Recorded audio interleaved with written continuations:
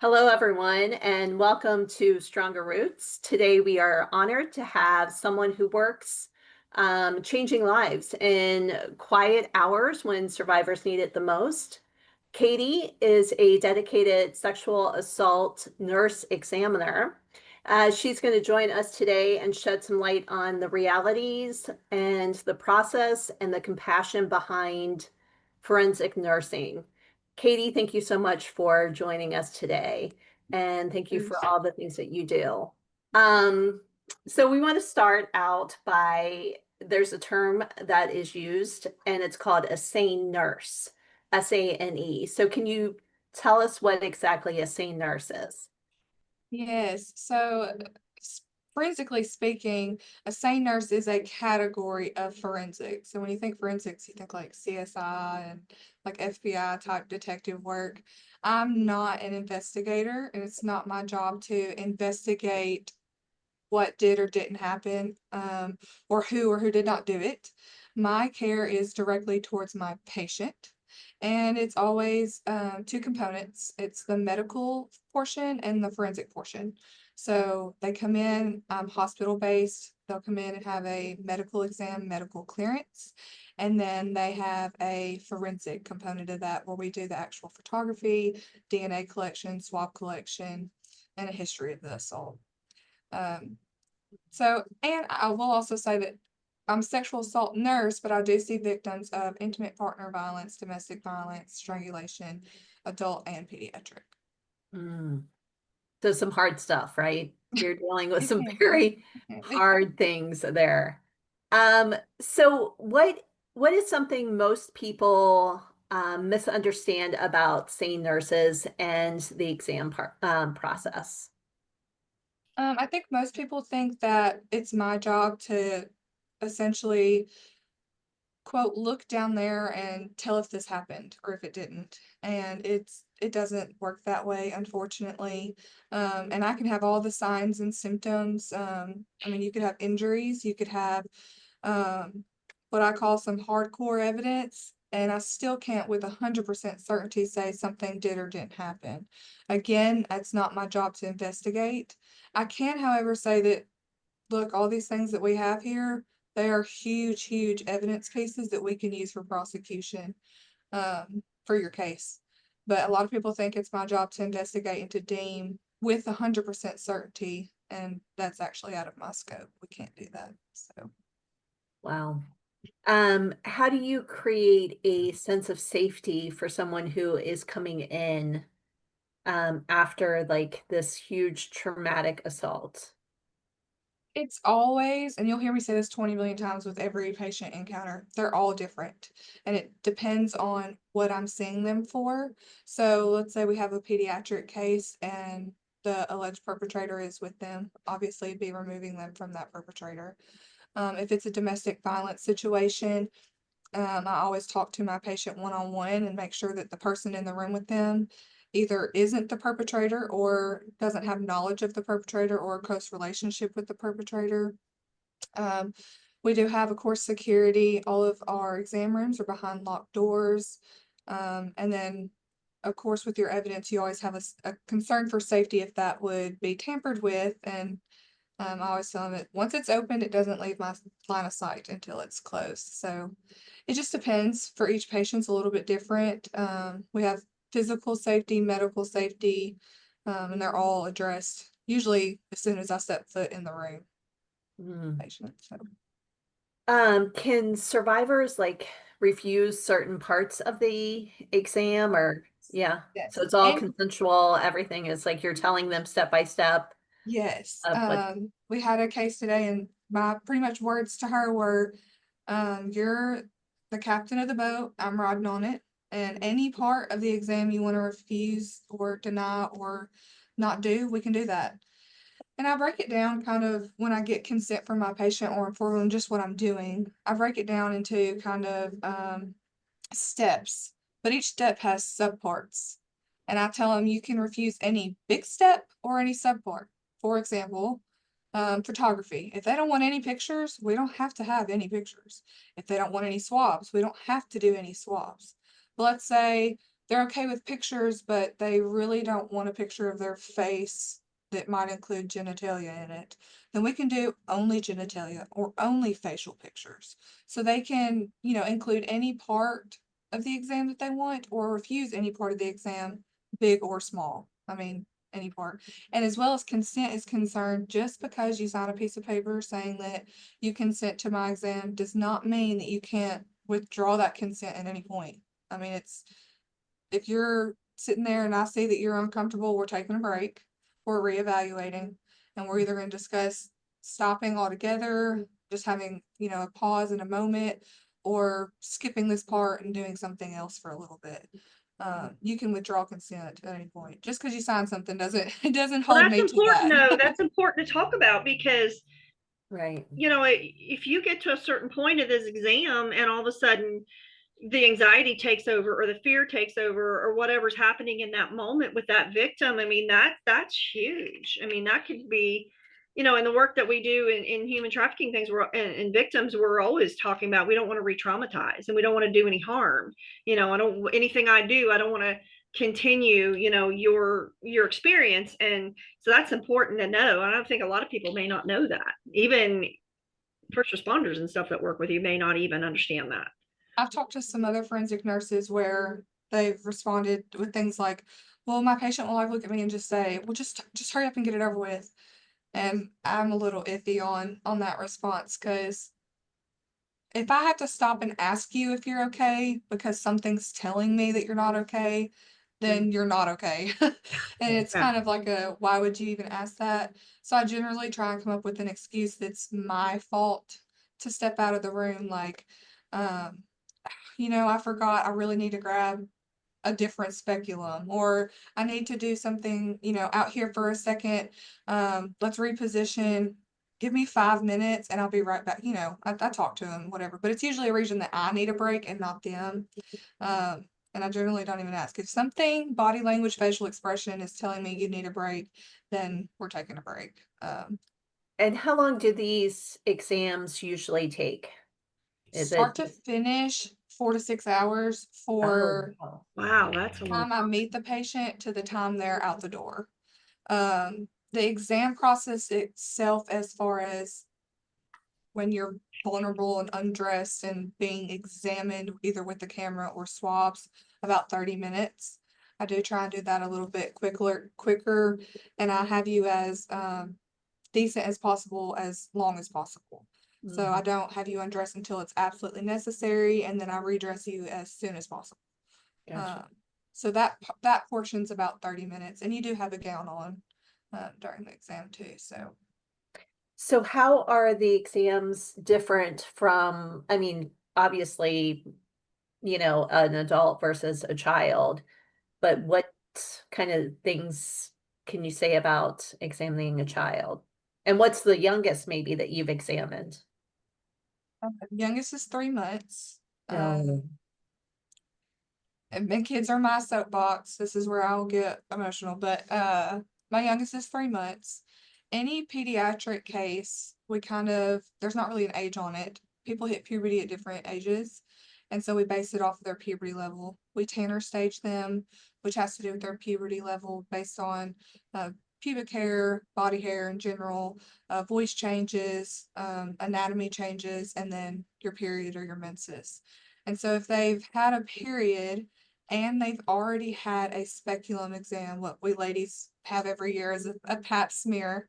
Then I'll talk to them, a female patient, I'll talk to them about if they would like that, but we don't have to.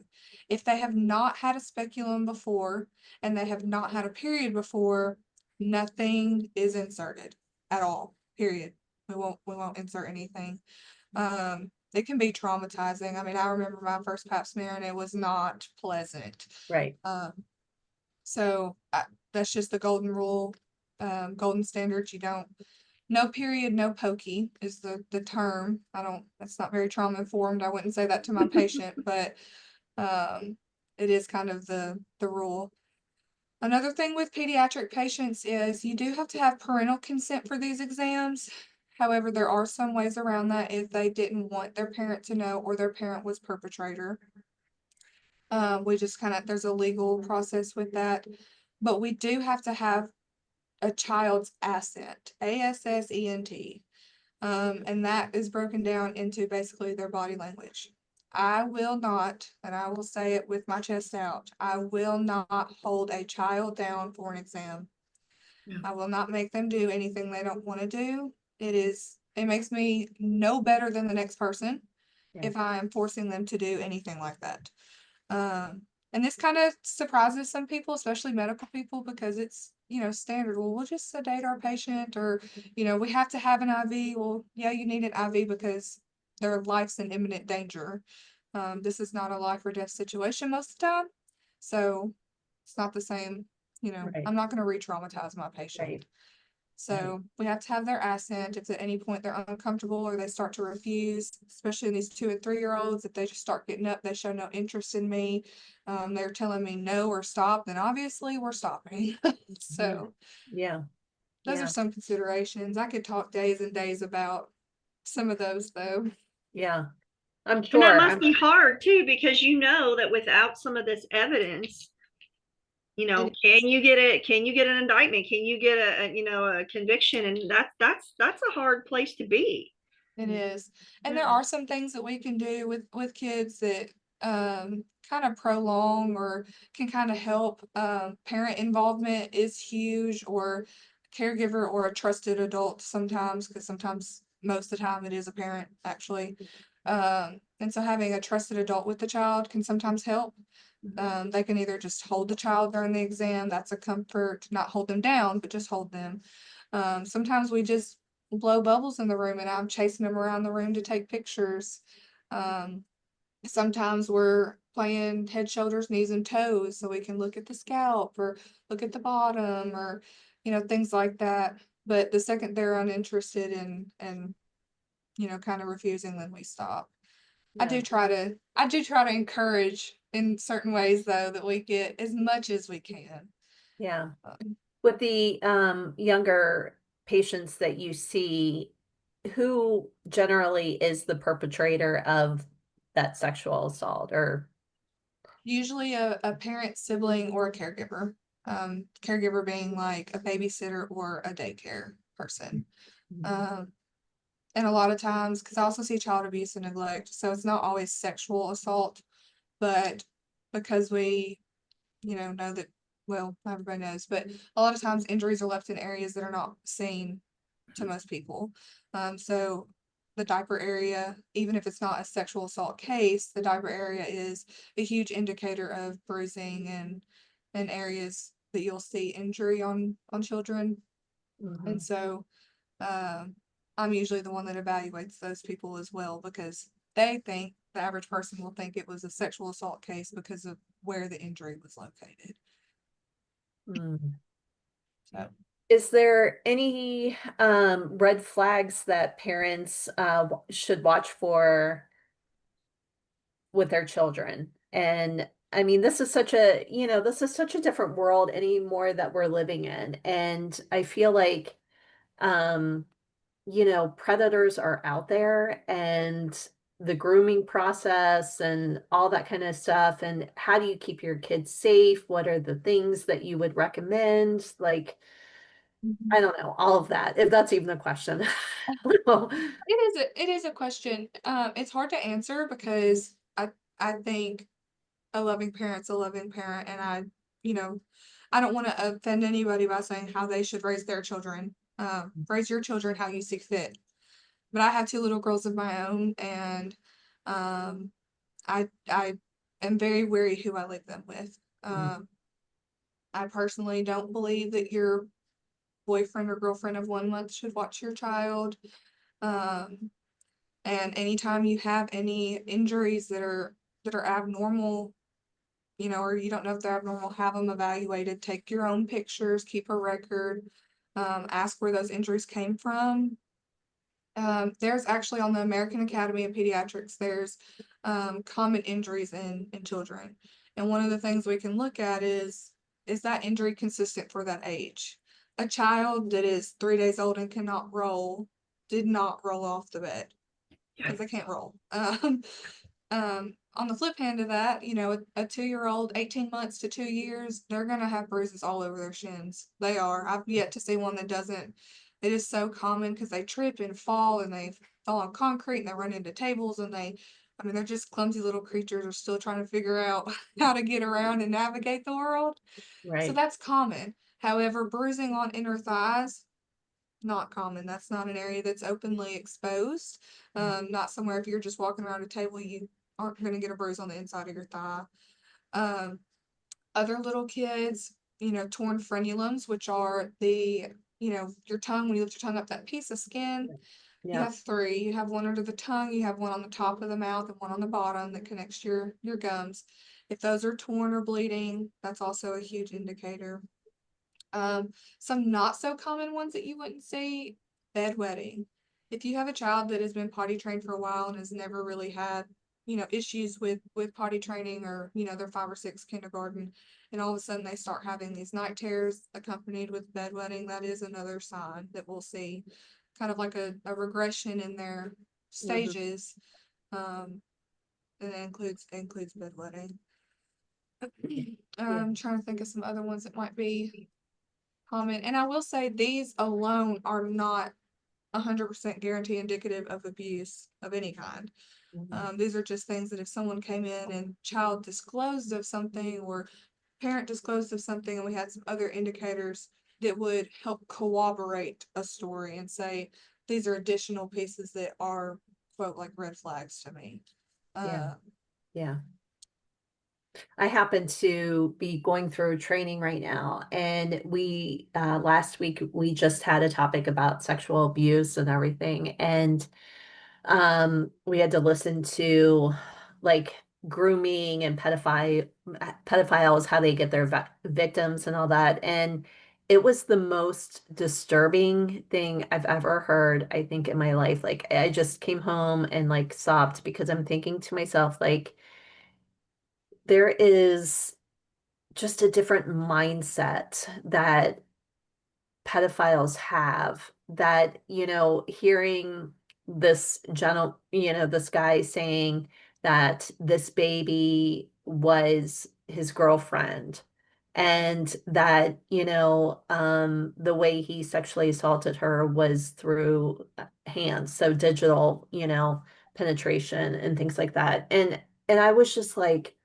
what in the hell is, like going on in their mind, that they are thinking that, and then it gets to you on this whole topic of how, they're let out on probation, and, like they're reformed, or they're healed, or they're doing okay. And I'm thinking to myself, I don't think that there's truly, like, I just don't think that I mean, I hate to say that, but I don't think that there's help for those type of people. Like, there's just that, like, there's just an evilness, right? Like they right. don't, yeah. I So I think don't know. I don't know.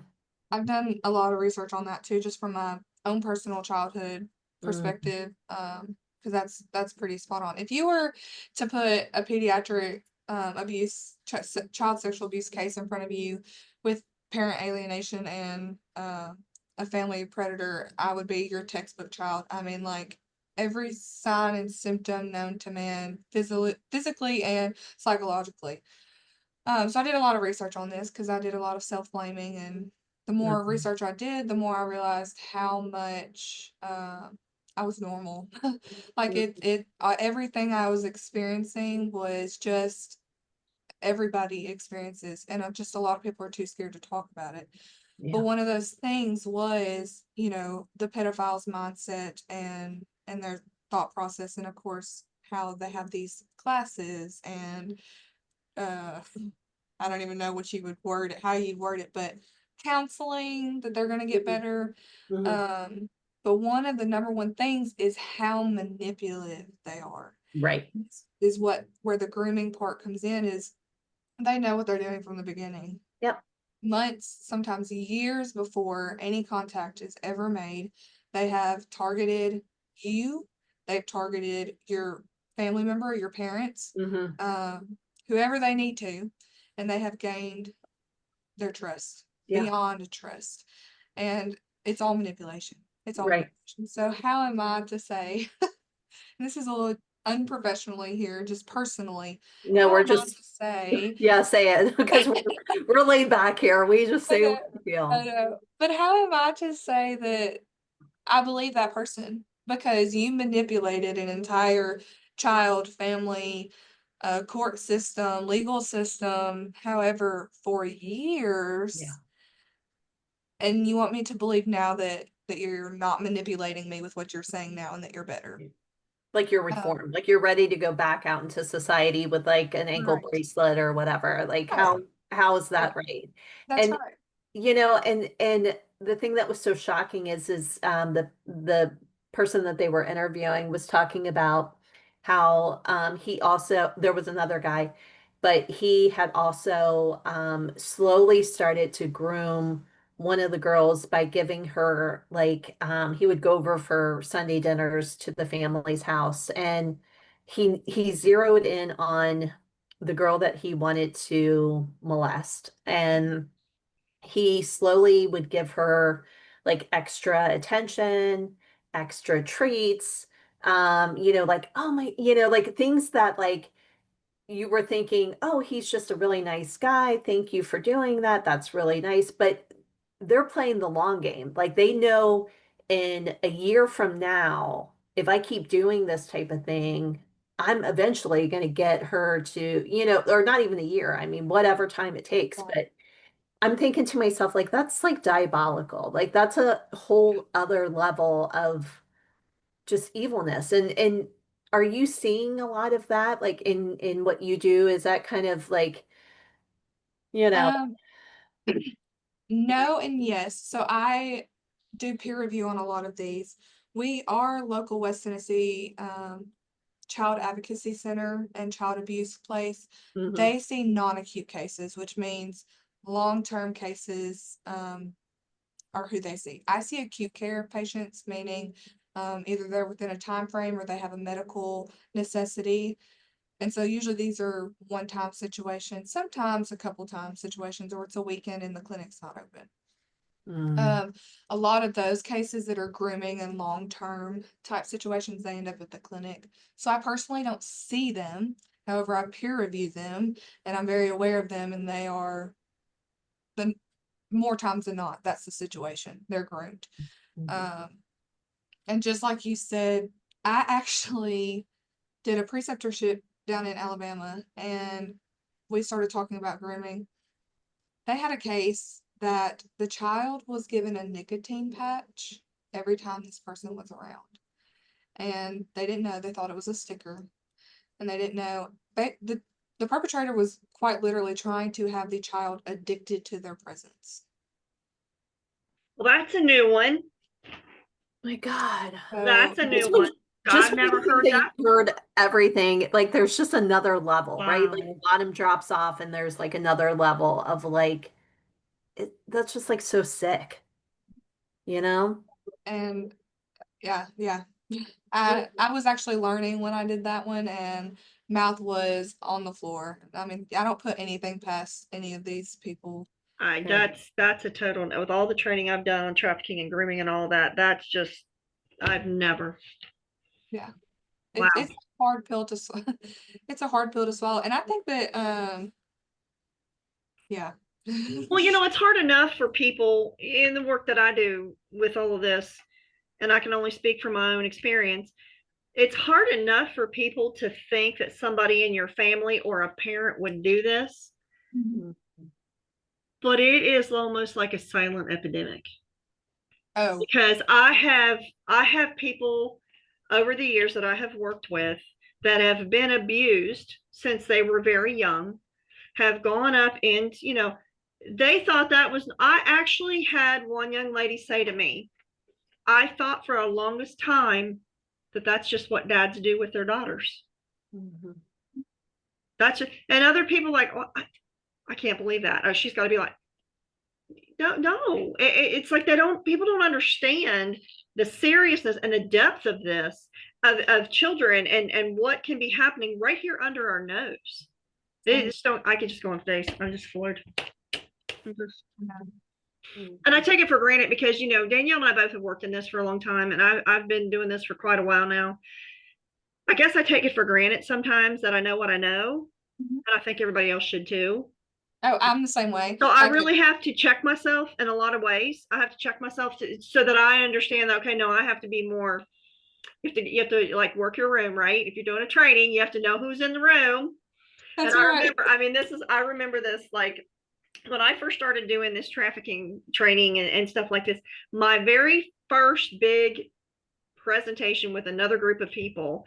And I remember I was up on this little stage at this church, and it was all these, you know, people sitting here, and the couple little old ladies on the front pew, right? And she says, "Well, I got a question for you." It was after I was finished. She says, "I got a question for you. What would an adult man want to do with a 3, 4 year old little girl?" I Great can't question, imagine Karen. my team like, what are we gonna do here? Well, I got like deer in the headlights. Like, what are you gonna say? Yeah. And at that, I looked at her and I said, "Ma'am, the same thing they would do with an adult woman." Yeah. And that's all I could come up with. And the look, I felt bad. I had to go and talk to her afterwards because she was crushed. She was absolutely crushed. Mhm. You know, it's like, They don't know. They don't, no, and I think that's what. So I've started. So you reached out through TikTok, and at first, when I first started posting TikToks, I would record it like 10 times before I would put it out because I'm like, okay, I need to be trauma informed. I have no idea who's going to come across this. It could be a survivor, it could be the perpetrator, it could be law enforcement, it could like I just need to be very, very careful about like what I'm saying and how I'm saying it and who am I talking to, and I use big words sometimes, and are they even understanding what I'm saying and things like that. And then I just kind of got to the point where I'm like, the audience I want to reach are survivors. So really respectfully, everybody else doesn't matter. I'm trying to reach the survivors. I'm trying to educate survivors and parents, support people of these patients. And I really stopped caring what I was saying so much. And I've had several people leave some comments about how graphic are you going to be? Because I would say like the word vagina or ejaculation or, Yeah. something like that. And they're like, oh my God, it's TikTok. And I'm like, I said trigger warning. well, there's I, worse on there. but I don't know how else to word it sometimes, and I think the seriousness of the conversation can really be turned up when you use those words because they're so hush hush, and the stigma that's around topics like this, people don't want to talk about it because of those words. I mean, little kids, they hear the word booty and they take off running laughing. Yeah. Yeah. And it's kind of sad that even as adults we're the same way. I mean, you hear the Yeah. word vagina and you cringe, and it shouldn't be that way. Um, it's a body part just like your nose and your eyes. And the longer that we hold our tongues and we don't talk about these things, the better the perpetrators will get and the worse our survivors will be. Yeah. So I stopped Yeah. caring so much. Well, I'm glad that you put yourself out there. And it's funny that you should say that because I think from a young age, I've 3 children and I've always used their body parts like this is your vagina, this is your penis, and they've always been like, God, mom, shut up, that kind of stuff. But in our class, we were talking about, sexual assault and all this, and they went around the room and they said, remember when you were little, what did your parent call your private part? And some people were saying, oh, it was called my snake or my pocketbook or like wootsy woo or whatever it was. And they were talking about a case that had happened where a little girl came in and was saying that grandpa eats my cookie.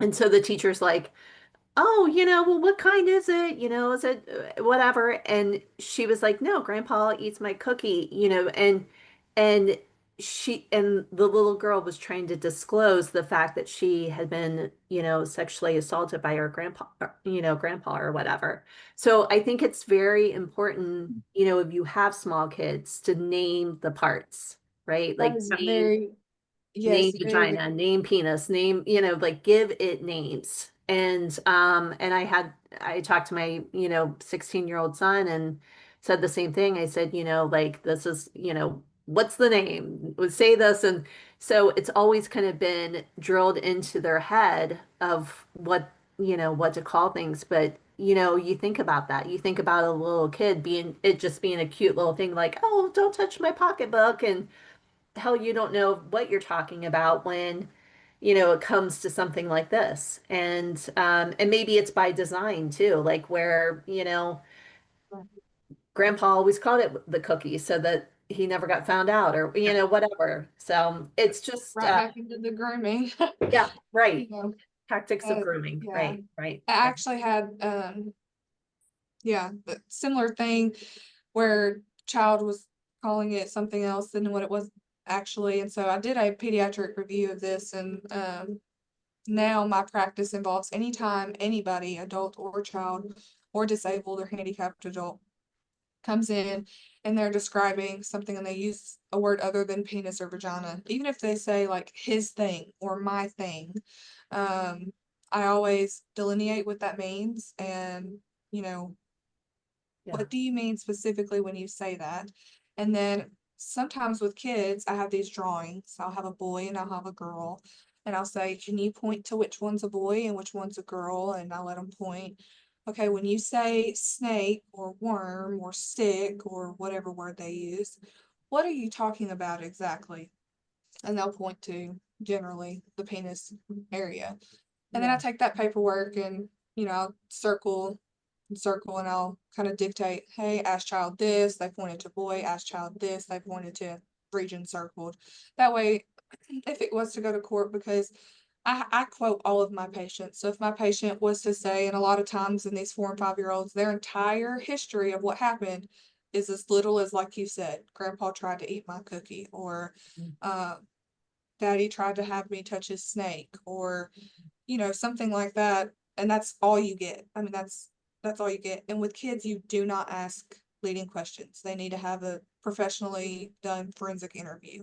mhm, So the only thing that I correct or that I further investigate, so to say, or further, I don't like the word investigate, further look into is what do they mean by that word? What is the snake? What is the stick? What is the cookie? What is the and it has helped. I've actually had several DAs and prosecutors that have said, thank you so much for clarifying that, right. because that would have been hard to, a jury could have argued that if it went to a jury trial. So Yeah, um, yeah. it is important. Yeah, it is. And I think parents need to just make sure you name it, what it is. And then that way, that safeguards your kids. So I want to just kind of switch gears. So when it comes to intimate partner violence, we're going to talk about your video that I found on TikTok, and you were talking about strangulation. And so I know that this is one of your topics that you like to talk about, and I want you to have the floor to discuss whatever it is, because Beth and I just found out an interesting fact a couple weeks ago when we were talking to legislators about the fact that Ohio was the very last state to consider strangulation. What was it, Beth, as part of like domestic violence or something like that? Like it was the Yeah, very something last. like that. Yeah.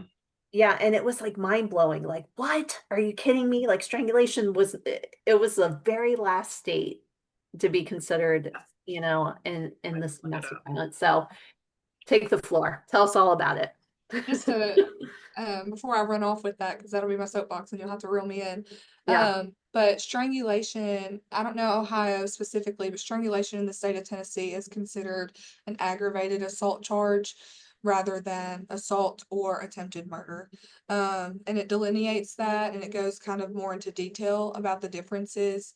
Um, but there are some, actually most states consider strangulation attempted murder because of its lethality, and I'll get into that. But in the state of Tennessee, it is aggravated assault. I'd love to know what Ohio's is, but Yeah, it is a felony offense now. It's a felony offense. It's a third degree felony.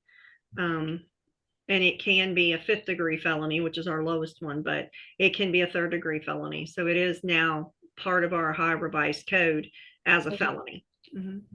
But is it considered assault or is it considered attempted murder? Um, they say that this law was enacted to address the high correlation between strangulation and homicide in domestic violence cases. So they are considering it. They say it's classified as a felony because it's a strong link to higher risk of future homicide in DV Yes. situations. So yeah, they are considering it that. Okay, so just piggybacking off that, if you are strangled by somebody, and let me delineate what strangulation is or define strangulation. Strangulation is an outward pressure on your neck. It's not choking. Choking is going to be when you have something stuck in either your esophagus or trachea. Generally, it's your trachea, your quote windpipe. So if you're eating some pork chops and it gets stuck in your windpipe and you're doing your little hand motion, national hand motion for choking. Sometimes you have to have a Heimlich maneuver. If it's stuck in your esophagus, a lot of times us medical people call that a food bolus, but nonetheless, it's internal. Strangulation is external pressure. So whether it's done via hands, via cord, some sort of ligature, sometimes it's knees, elbows, the quote chokehold that you see in MMA fighters, wrestlers, or anybody on the street that gets in a fight and they put them in a chokehold. Those are all actual strangulation. So that's the difference. Strangulation, the lethality of it is extremely high and it's hardly ever talked about. There's a big tree of all the different types of strangulation, but the two number one for two are strangulation and non-fatal strangulation.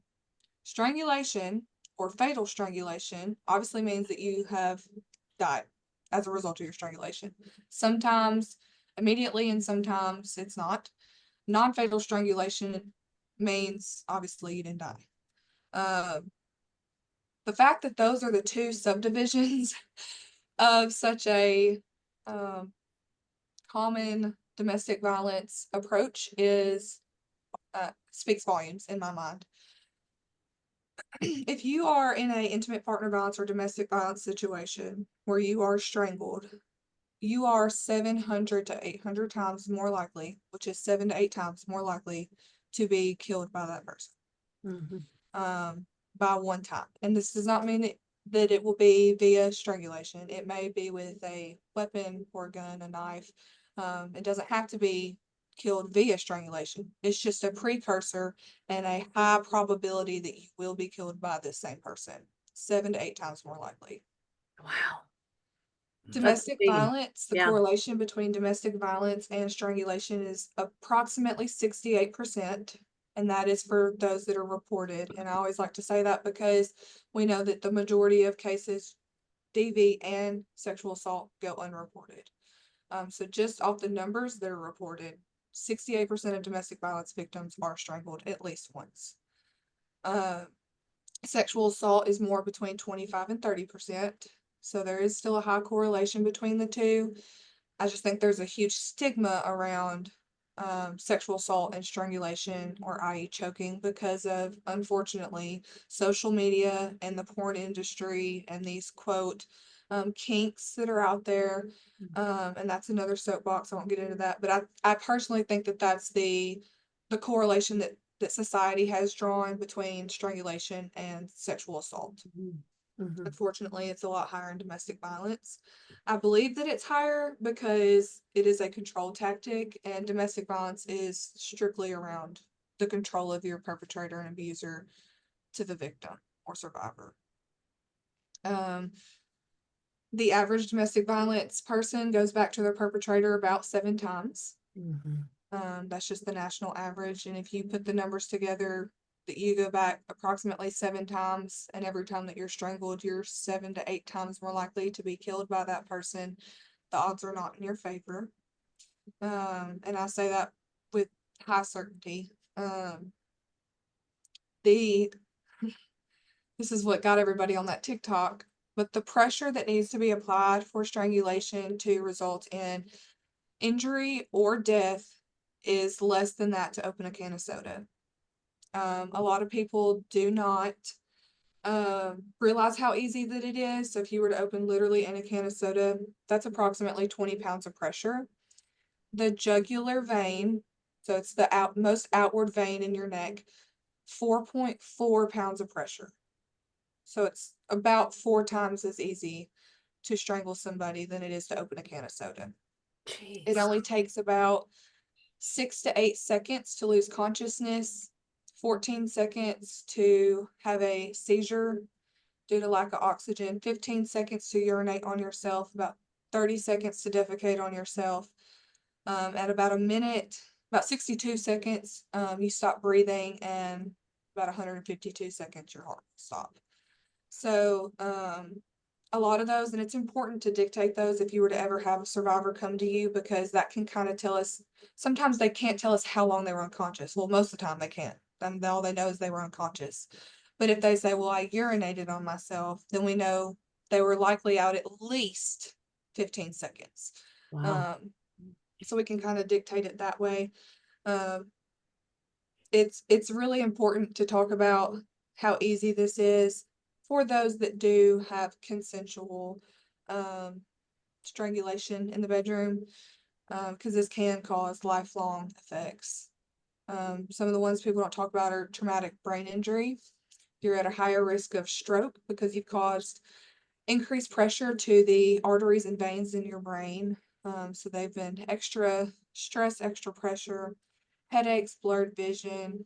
You can have what are like petechiae, which are little bitty red or purple dots. They're kind of confused with cherry angiomas. They're little bitty. If I ever have a patient come in, I'll have her take her makeup off because they're so little. Sometimes you can't even see them.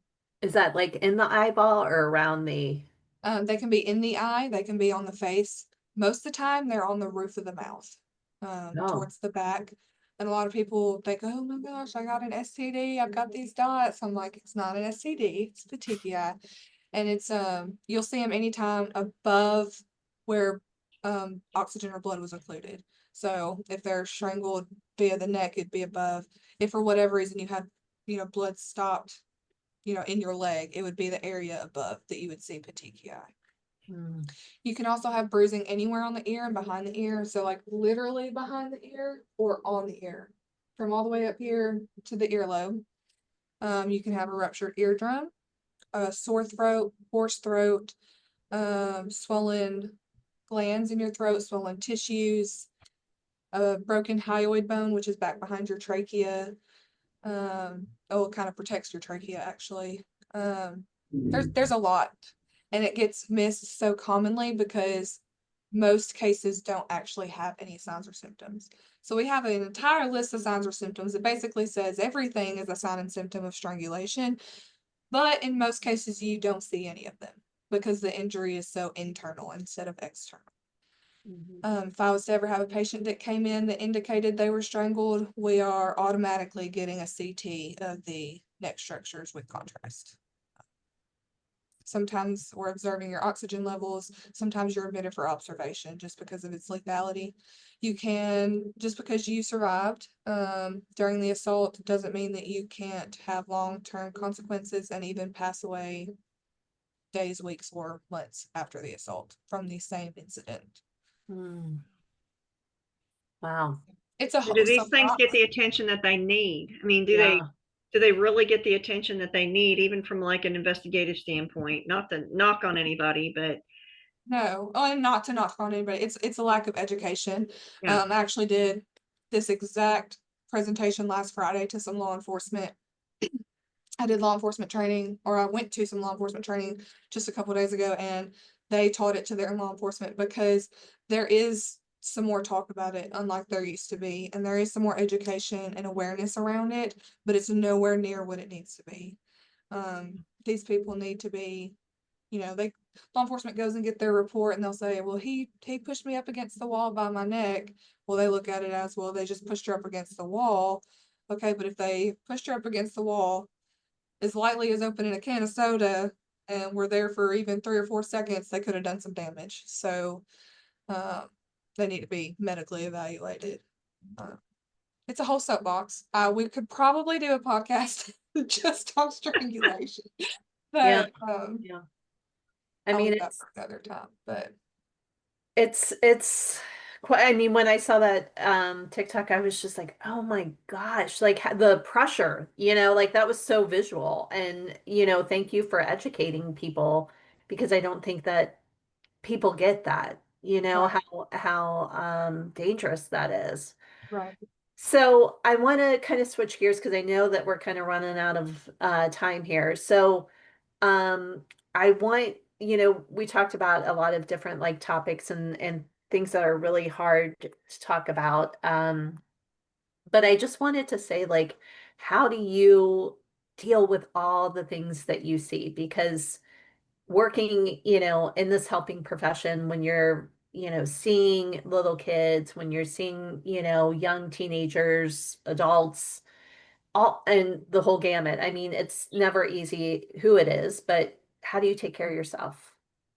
Um, Kind of my a number personal one question thing, here, I'm sure, but like, what- you know, number one thing is having just a colleague that sees what I see and understands what I see, and that I can talk non-biasedly to. And, of course, we respect HIPAA and we don't give any patient information, but sometimes I can just call her and be like, I just had one of those days. It was a bad case and it's really bothered me and I can't sleep or I can't, you know, I'm getting emotional now talking about it, but sometimes it's just having that person that understands. Even my fiance he doesn't understand. I come home, how was work? Oh, it was bad. Today was a bad day. And I'm just, emotionally drained and whatever. And he's like, well, you picked your job. You picked your profession. I'm like, I did, and I wouldn't want to do anything else, but that does not mean that you don't have bad days. yeah, Um, it's emotionally draining. I think my thing is when we have cases where I feel like I made a difference, it really helps to pull through the ones where I feel like I don't there's not much I can do for my patient. Like just for example, I have a patient that comes in and they're in shambles before they talk to me. I mean they're just physically defeated, emotionally defeated, um, quite frankly have no will to live. And by the time sometimes I'm with them 10 hours, even though I'm usually only, 4 to 6 hours for my exams. By the time I leave, they're laughing with me, they're talking with me. There's hope. Uh, they have resources and they're physically feeling more safe, and we have a safety plan in place. And those kind of keep me feeling for the ones where I don't really have much say. And I know it's kind of hard to talk about because I can't obviously talk about my patients, but sometimes there's just situations where I can only do what I can do. And whether my patient's unconscious or my patient has a poor outcome from this, if it was a domestic violence case and I'm coming in after the fact, um, sometimes I don't get that empowerment in my patient back, so to say. And that's always been my goal. I just want to give them some power back. yeah, They've yeah. That's important. they've gone the Yeah, whole that's way. important to take care of yourself through all of that too. And I know. I'm just thinking about like, we all get into this helping field, and it's Mhm. it's like one of those things where, you think about it and you're like, wow, I'm drained. I'm absolutely drained today from what I've heard and dealt with. And, self-care is so important for Mhm. these type of jobs. If you were to give a message to a survivor out there, what do you think it would be? Like what kind of message of hope or inspiration that you could, give My to answer is always the same. It's always the first thing I say to my patients. It's not your fault. yeah. It's never was. It never will be, no matter how you try to justify it to yourself. The what ifs that go through your brain when you're laying in bed at night. It's not your fault. It doesn't matter what you were wearing, what you were doing, who you were with, where you were at. It wasn't your fault. So Oh, yeah, yeah. Katie, how do people reach you? I want your message to get out. I hope that our podcast reaches who it needs to reach, and I just want more people to get to connect with you because I feel like the content that you're putting out there is so helpful for, survivors and people who have experienced such, you know, yeah. Yeah, horrors of even the life. training aspect of Yeah, it is so like because you have such an insight on it with Mhm. your experience. It's even for other first responders too, is when they come up on these things, is, how do they, just to share that, if you do other trainings and things like that, how do they find those trainings? Because no matter how much experience any of us have in this, we're not experts, and that we can always learn more. We can always learn more. We can always learn a more trauma informed way, a new approach. We can always do something so that we're not re-traumatizing. So yeah, how would they find that training from you? So a lot of my trainings are people reaching out to me, wanting me to train them. I've yet to host anything myself. Well, that's Not next on saying the that bucket isn't, list. You've got to do something. not to say that that's not something I couldn't do. I'll think on that, because I do, uh the engagement that I get from people, it really gets me going, like, I need to do this more often. Yep. But you can find me on TikTok, and just like I'm, responded to you.